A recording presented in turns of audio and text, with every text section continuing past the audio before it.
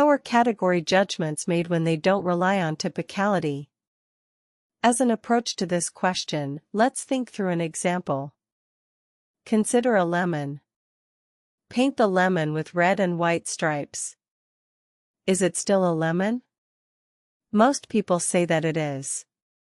Now, inject the lemon with sugar water, so it has a sweet taste.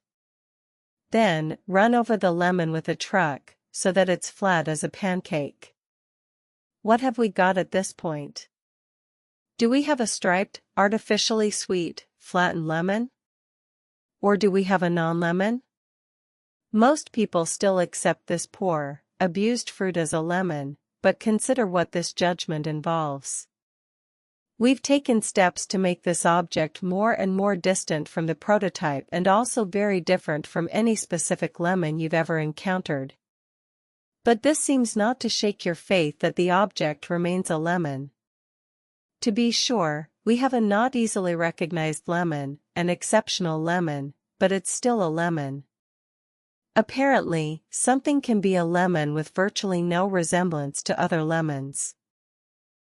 There's a reason so many of the studies that found that incentives undermine motivation were conducted with children.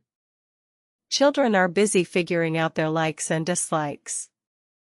When I ask my 8-year-old if he likes a subject at school, he needs to think about it. He doesn't intuitively know the answer the way you might. Children are relatively new to a world that's largely controlled by adults, so many of the activities that occupy their days need explanation. They might ask themselves, am I drawing because I like to draw or because my teacher made me draw? Or, does this food taste good to me or am I eating it because otherwise I won't get dessert? Incentives give them the clues to start piecing together their likes and dislikes. And if you're a child, and an adult is willing to pay you to do something, that's a clue that you wouldn't otherwise enjoy doing it. Because both parties typically suffer costs when a competition escalates to violence, contests between members of the same species are typically a blend of truth and exaggeration by each party intended to convince the other party to back down. Exaggeration would disappear if there were no cost to testing one's abilities against those of one's opponent. If we're competing over the last slice of cake and I think I might be stronger than you, I'll just punch you and find out. But there is a notable cost to this test, as you are likely to punch me back a bummer under the best of circumstances, but particularly so if you're stronger than I am. It is this guaranteed cost of competition that allows deceptive individuals to exaggerate their strengths and play down their weaknesses without necessarily getting caught.